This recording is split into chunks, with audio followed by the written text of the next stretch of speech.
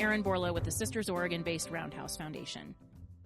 In the world of philanthropy and sustainability, the Aspen Institute has been a thought leader for decades.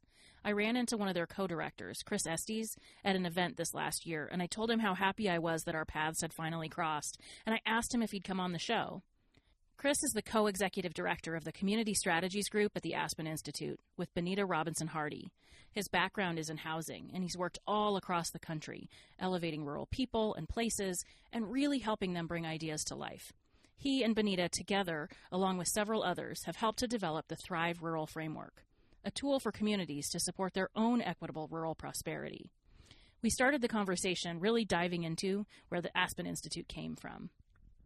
Over, I would say, within the last 20 years, the Institute has grown dramatically from those initial efforts around particularly leadership and dialogue, what they call at Aspen, the seminar program.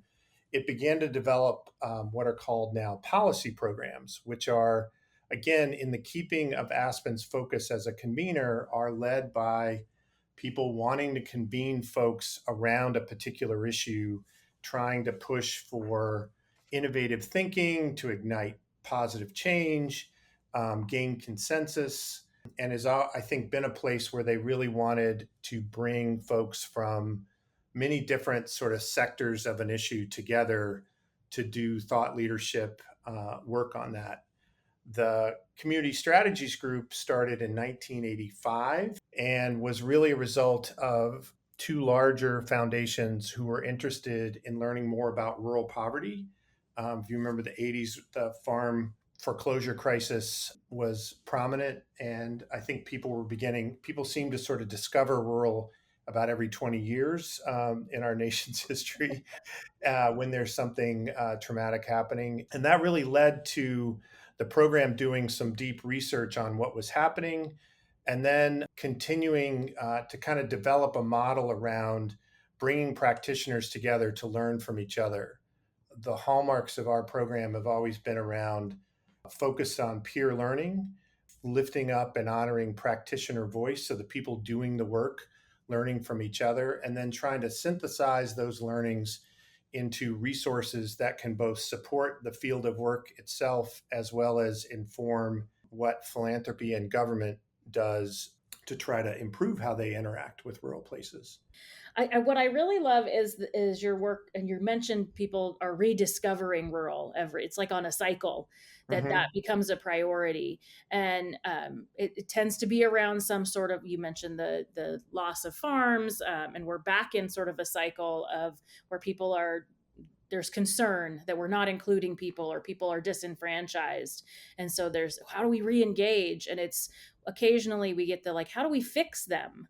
How do we fix rural? Mm-hmm. And that's not the right move. So what do you say when folks say, well, we want to help fix that?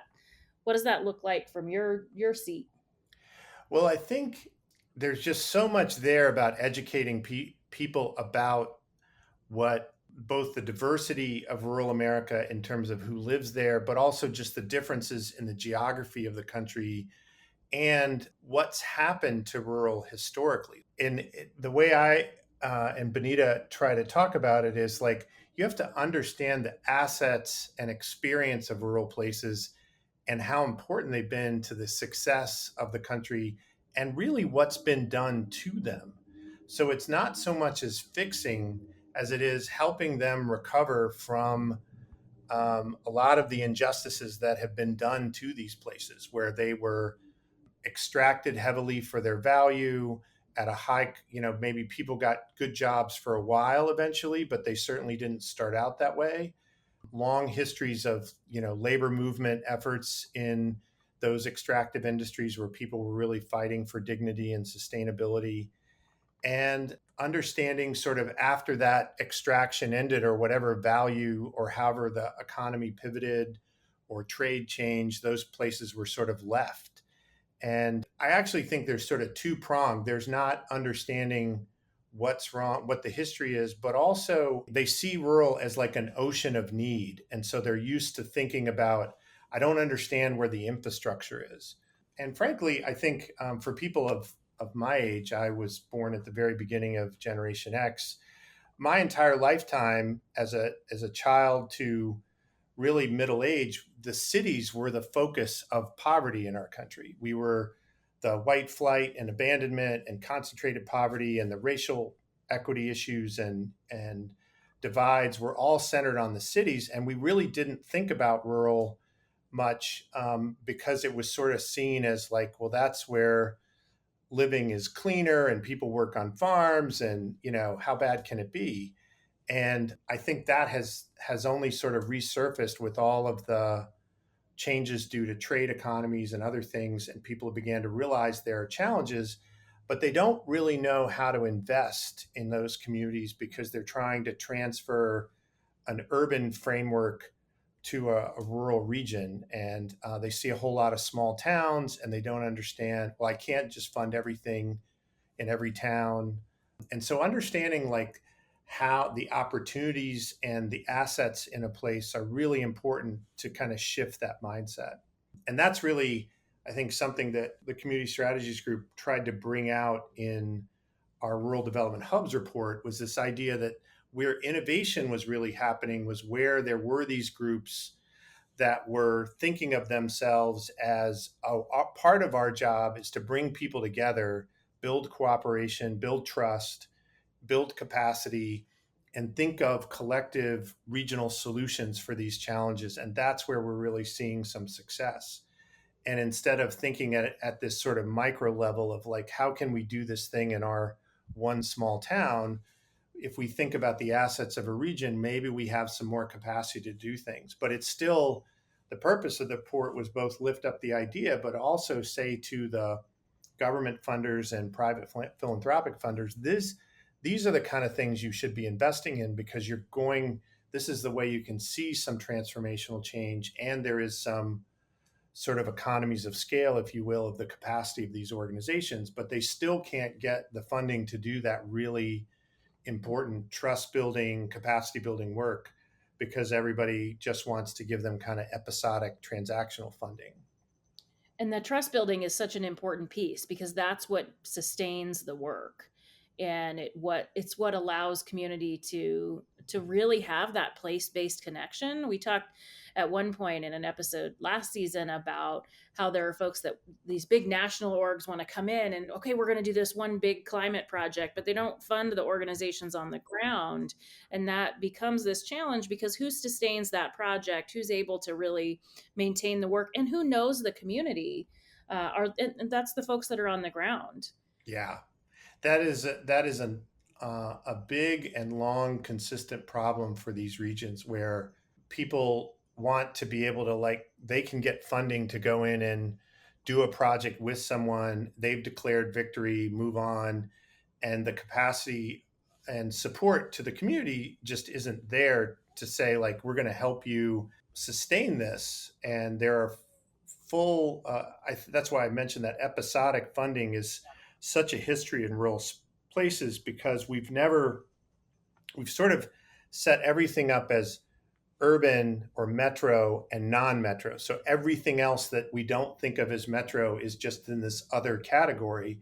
Mm-hmm. And that generally means we're prioritizing metro and we're trying to spread everything else around. And that generally means like, well, we can't do everybody, so we'll do this, and then we'll go over here, and then we'll do this. And so even at the state level, North Carolina has 100 counties, and it was famous for like funding things and saying, well, we're only going to commit this much funding, which means that every year 20 counties are going to get funding for this effort. So what it means for the county is every 5 years you get funding for a project, and in between you've got to find your own. And in many of those places, there isn't the capacity to do that. But they're able to say, like, within 5 years, every legislator's district's gotten support. And that's, part of the frustration is it's not really centered around how should we adequately support this work and this region, and where is there real momentum happening that we should be investing in. It's like we're just going to give everybody the same amount in an episodic fashion, which largely ensures that nothing really is able to change much over time. I feel really lucky to be able to do this work because people get really passionate about the places that they live, and to be able to share and talk about those places in a way that again is asset based, like you talked about, rather than with the things that are missing. Yeah, there's challenges and there are ways to overcome those challenges if we work together and talk through them. And some of them are really big, but it's the opportunity to really talk about why they're there and what's exciting for them and what makes it home for them. You mentioned sort of having to explain some of those things to folks in government or larger institutions. And part of that has to do with the fact that we can't really define rural. You talked about urban versus non metro. I think even in the state of Texas, they say there's something like 60 different references to rural being different sizes and different population bases. So part of that is we don't have a clear definition across the board of what is rural. The history of that, the struggle with that definition, there's both a congressional one where, as each new program, a congressman or a senator wants to bring about, they often gerrymander the definition to make sure their community is covered. And so that's created a lot of problems. But I would step back and say that the macro challenge is that we've never looked at, if you just said, okay, we're going to take the non-metro part of the country, how do we have a development strategy for that? And Tony Pippa at the Brookings Institution, who's our regular partner on all of our policy work, has done some good thinking about that, but really trying to get people to go, we've got to have strategies, not just, oh, we fund this, we design a program to work in metro, and then we'll have some non-metro funding, but like, what is it like to actually design programs to serve these regions with these issues? And there certainly are enough commonality in terms of like capacity, the ability to produce matching funding, the need for longer timeframes, and then different metrics. When so much of what the government at all levels is oriented toward is volume metrics, the idea that we're going to show the bang for the buck by, if we design a program, the more people that participate is a way for us to show people in the community that we've done a good job, so that applications from rural or less populated regions don't ever score as well because they're just fewer people are going to be impacted. So for example, if you were designing something for non-metro or rural, you might say, what's the percentage change in the outcome that you've sought has occurred? So if you moved your workforce or unemployment from, you had a 25% change in your improvement, that's a significant outcome that could be reported differently, that rather than saying like only 100 people got jobs. Yeah. But if it's a quarter of the people that were on unemployment, that's a pretty significant change. And so the first large report we did after the development of the Thrive Rural framework was this measurement report to really challenge these ideas of, we've got to think about and value rural regions differently in how we measure success. It can't just be jobs created, jobs retained, dollars leveraged. It's not that those things are bad. It's just they're not telling the story of success and transformation. And I think the jobs number has always been problematic because it's never really accounted for the level of wages relative to the cost of living. So we've produced a lot of jobs in our country over the last 30 years that didn't pay a living wage and yet declared victory, not just in rural spaces, but in urban and suburban spaces as well. And I think that's part of the struggle of people, this growing body of folks who feel sort of left behind economically. And I think we've failed to sort of recognize where that comes from. I want to spend some time talking about your work in housing, because I think we hear, so frequently, I mean, that's the number one issue, housing and childcare right now, and healthcare. We talk a lot about, that's kind of the three legs of the stool to keep a community alive and thriving, is access to housing, access to quality education, and childcare, and access to healthcare. And the housing piece, that's a lot of your work has been in that. And how is that playing out now? I mean, that's what we're talking about on a regular basis, especially when you mentioned an aging population, folks are aging more in place. What are all those things? I mean, that's a big, broad question. What are all the things that you're working on around housing right now? So it's interesting because certainly when I started working and learning about housing work, which is probably when I started. I mean, I certainly knew some stuff about it, but I really started thinking about it when I started the School of Social Work in 1998 and was working in a low income, small community in Chapel Hill and realized that in rural places, traditionally, the only conversation about housing was usually about substandard housing or adequate plumbing. There were commitments that had been made in the Great Society efforts of the late 60s and early 70s. There was a fund that came out of that called the Carolina Fund that had done a bunch of work in North Carolina in those early periods. North Carolina had created a housing trust fund in the 80s to really which dressed on like so people weren't straight piping into the water source. So it was like real basic stuff. And when you were trying to talk about affordability, when I started doing the work in the early 2000s, it just wasn't resonating. They would talk about substandard stuff, but it was rural's affordable. They didn't think about it in a way, and it was really difficult and I think in a lot of not just rural regions but states that were predominantly rural for them to recognize that housing could and was going to become more affordable. People just had much more laid back views on like zoning and planning, and a lot of places, both large and small, have really grown dramatically and now are all talking about housing affordability. So it's frustrating because typically people don't really want to work on the issue until it becomes a crisis. The way I used to present on it when I would travel around the state and then nationally was that housing was the hub of a wheel. Mm. And the outside of the wheel is where all the issues that we spend a lot more time historically talking about, whether it was education or what's happening with seniors or people with disabilities or open space or traffic or jobs. And that housing, the spokes were essentially all this interconnectedness between those issues and housing, because where you live and what you live in ultimately determines a huge part of how healthy you are, how safe you feel, and how far goods and services and opportunities are from you.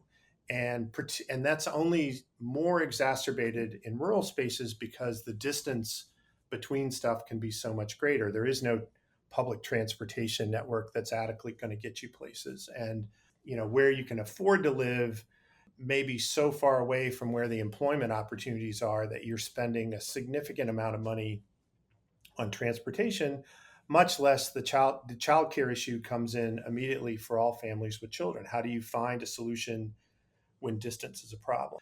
But the country and states have just not been, they understand it's an issue, but they have not been willing to invest in it. And I think there's a couple things tied up in that. I think the words affordable housing often generate a vision of large public housing developments built in the late 60s and this sort of concentration of poverty, which seem both like bad ideas and dangerous. I think it's loaded with a lot of negative terms about low to moderate income people or people of color. And so that this idea, we've really continually as a country always been trying to segregate ourselves both racially and socioeconomically. And so housing is really at the center of that. It's a very emotional issue. And the recognition now that everyone's upset about affordability, but most communities that are, especially ones that are larger, they don't want any of the solutions either. They don't want to have to do anything differently. They don't want to give up land and build homeless shelter for women and children because that's going to increase crime or that's going to, so all these things come out that people have these pretty hard biases against, and it's made housing a really difficult issue to solve. In rural, it's complicated by the fact that the market really isn't building much housing because unless places have population growth, people are having to find their own housing solutions. And that's why manufactured housing and modular housing sort of became the de facto rural solution if you weren't building a log cabin by the lake or something.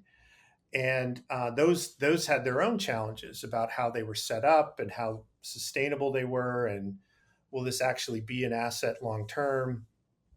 And so it's been a challenge for rural places to kind of recognize that as their housing stock declined, they actually had less housing, which makes it more affordable.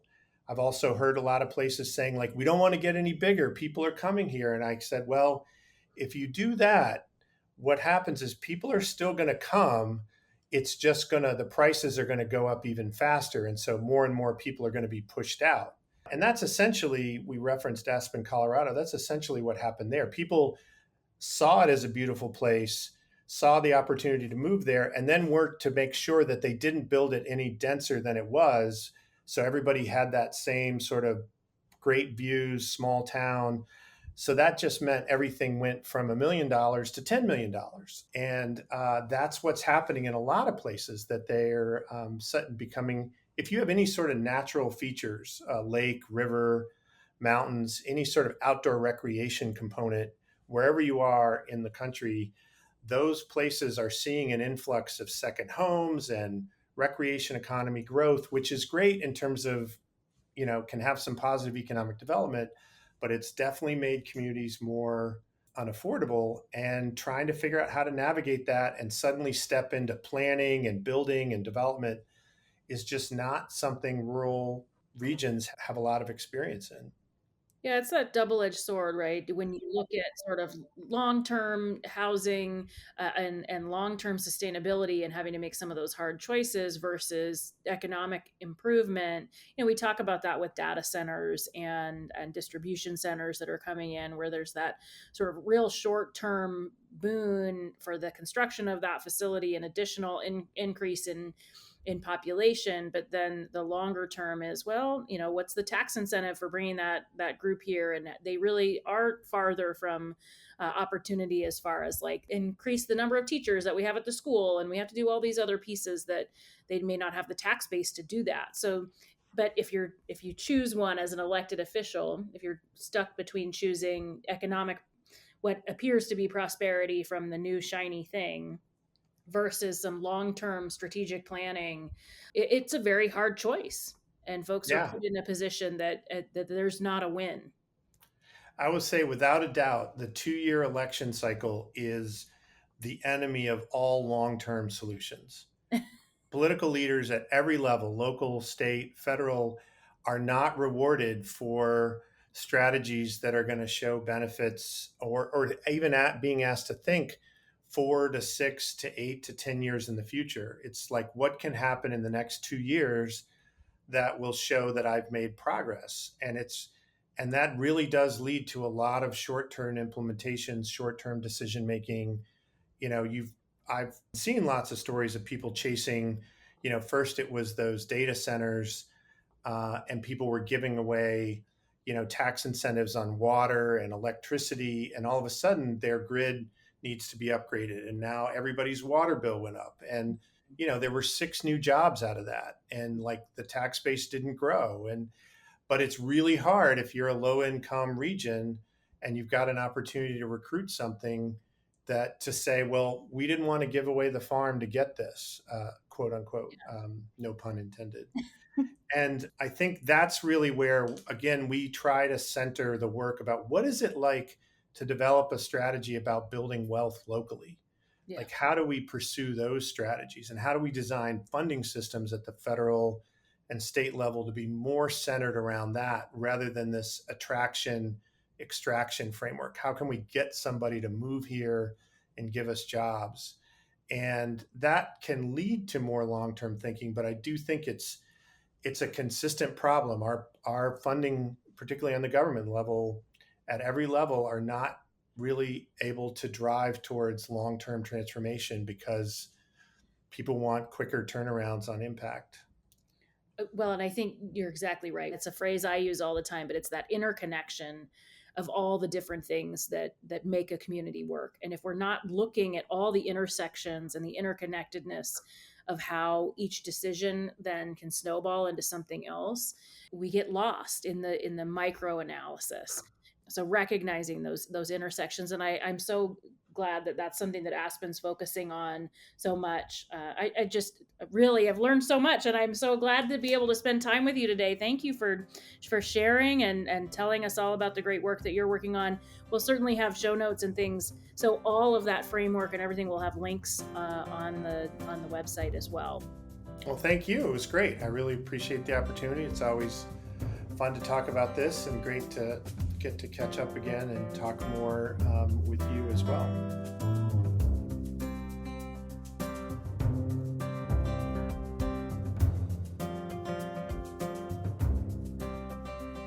I want to lift up that Chris mentioned the need for a strategy to help communities build wealth locally. Oftentimes that comes with supporting strong leaders at the community level and getting them involved in the civic process. Those positions, especially in rural and remote places, are often volunteer positions. City council, county commission, or even school board members. Many people step in wanting to make a difference, but with little to no political experience, and those positions are time-consuming and hard. Philanthropy has an opportunity to support the training to develop leadership skills and community members to take those roles. These positions can then communicate more closely with state and federal partners the needs that exist in each region. We need to look at projects and community for the long term. That doesn't mean that we abandon immediate needs. Philanthropy has the space to do both. We can crisis manage through responsive grant making and do upstream work with strategic initiatives. In Oregon in 2020, the state was hit with terrible wildfires. Roundhouse Foundation was on the ground and helping support communities in their time of crisis. But the lessons that those communities learned from that devastation have helped to prepare communities for the next disaster. Roundhouse worked closely with those partners to bring people together who'd lived through the fires and could give support to other communities looking to better prepare their region for upcoming fires and crises. Lastly, I'd just love to touch on the word convening, because philanthropy loves to convene. The one thing people have less and less of is time. So make sure that those convenings honor the fact that so many people have 10 other jobs they're doing. Encourage takeaways, so folks know what to do next, and that their time is valuable and that their opinion matters. What are the action items that are expected of that meeting? And most importantly, set those expectations ahead of time for participants, before, during, and after each convening. What are folks looking for? What are they going to take away? And what are they expected to do next? We'll have links to this episode and Aspen Institute's Thrive Rural Framework and all sorts of transcripts and others at fundingrural.com. Thanks for listening.